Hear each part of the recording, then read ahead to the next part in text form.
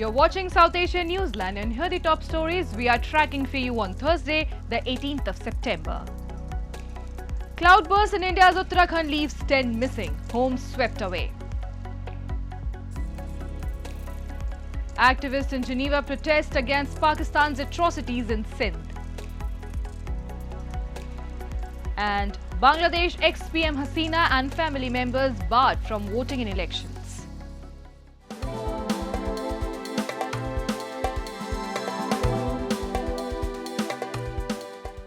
And now for all the details. At least 10 people are missing after a cloudburst triggered by torrential rain in Chamoli district of India's Uttarakhand on Wednesday night forced houses to be buried under debris.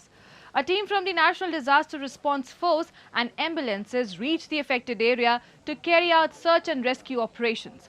However, adverse weather conditions were hampering the rescue efforts, with the weather department forecasting more heavy rain in Chamoli. The state government has issued a red alert for Dehradun, Champawat and Udham Singh Nagar, warning extremely heavy rain in these areas. Recurring cloudbursts and flash floods have killed dozens in Uttarakhand, leaving behind a trail of destruction. Some experts blame this phenomenon on climate change.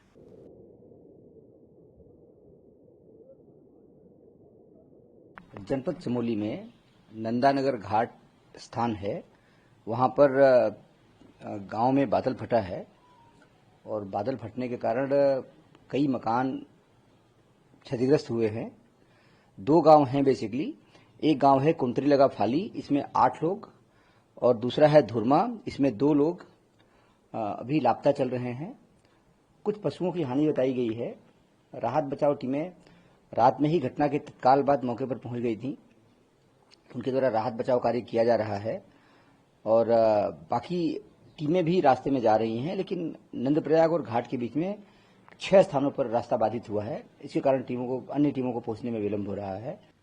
And in the wake of the newly signed Strategic Mutual Defence Agreement between Saudi Arabia and Pakistan, India on Thursday issued a response stating that it will closely study the pact's implications for India's national, regional and global stability. The agreement was inked during a state visit by Pakistan's Prime Minister Shehbaz Sharif on Wednesday. According to a joint statement issued following the visit, the agreement states that any aggression against either country shall be considered an aggression against both. In a response to a media query, India's Foreign Ministry spokesperson Randhir Jaiswal stated that New Delhi acknowledges the formalization of what it described as a long-standing arrangement between Saudi Arabia and Pakistan, while noting that it would closely examine its potential ramification. The statement further stated that the government remains committed to protecting India's national interests and ensuring comprehensive national security in all domains. And activists from the World Sindhi Congress turned the spotlight on Pakistan, accusing it of systematic human rights violations in Sindh. From enforced disappearances to land grabbing and environmental destruction, protesters demanded urgent global action. Take a look. The World Sindhi Congress organized a protest on Wednesday outside the UNHRC during its 60th session in Geneva, highlighting what it called grave human rights violations in Sindh, Pakistan. The demonstration, attended by activists from Sindh, Balochistan, Bangladesh and across Europe, drew attention to enforced disappearances, extrajudicial killings, persecution of religious minorities, and large-scale environmental damage caused by new canals on the Indus River. Protesters also condemned military-backed land grabbing and corporate farming schemes that have displaced rural communities. The atrocities have become so terrible, it has become unbearable. The whole Sindhi nation, the whole Sindhi society is reeling and suffering in the pain that is inflicted on Sindhi people by the Pakistan, which is in fact not an ordinary state. It is an army state run by army for the army, and they don't even bothered that what the world will say. It is a rogue state and they are committing crimes against Sindhi people of anything. The World Sindhi Congress also held a gathering titled the Sindh Conference on the sidelines of the UNHRC session in Geneva. The activists urged the UN to establish a fact-finding mission in Sindh, halt canal construction, end land grabbing, and hold perpetrators of human rights abuses accountable under international law. Sindhi people are still under subjugation, still under slavery, still under huge discrimination, and Pakistani agencies, whoever raises the voice of Sindhi people, whoever raises the voice for their rights, they kidnap them, they disappear them, and eventually some of them we receive the mutilated body. And the Taliban administration has imposed an internet ban across 5 northern Afghan provinces: Kunduz, Badakhshan, Baghlan, Takhar and Balkh, citing the need to prevent immoral activities. Officials confirmed that all fiber optic connections to homes, offices and businesses have been cut, though mobile data access remains available. This marks the first regional internet shutdown since the Taliban's 2021 takeover, adding to its sweeping restrictions that include banning girls' secondary education, barring women from many jobs, and codifying strict morality rules such as mandatory face coverings for women and beards for men. Taliban officials said an alternative would be provided for essential services without clarifying details.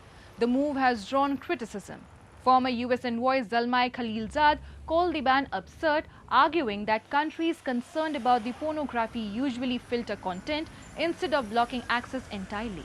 Rights groups and foreign governments continue to condemn the Taliban's clampdown on women's freedoms and expression. And Bangladesh Election Commission Senior Secretary Akhtar Ahmed on Wednesday said that ousted PM Sheikh Hasina and several of her family members will be unable to vote in the upcoming 13th National Parliamentary election as it has blocked their national identity cards. Akhtar Ahmed further said that the upcoming parliamentary election will allow both in-country and out-of-country voting.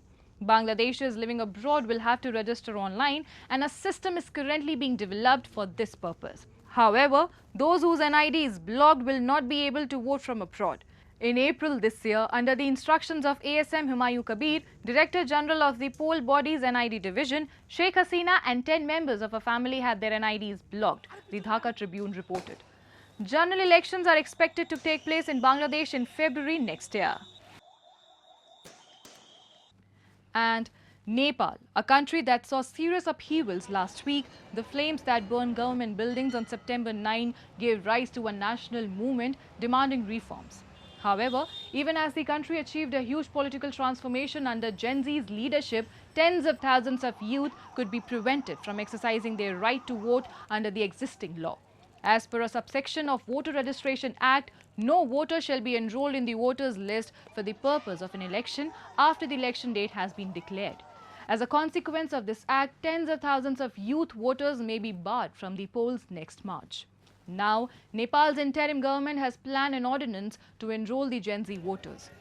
Acting Chief Election Commissioner Ramprasad Bhandari assured that the Election Commission is in discussions with the government to clear the prevailing legal complexities. The Election Commission had started preparatory work as soon as the election date was announced, Bhandari added. And that's all in tonight's edition. We will see you same time tomorrow. Till then, good night.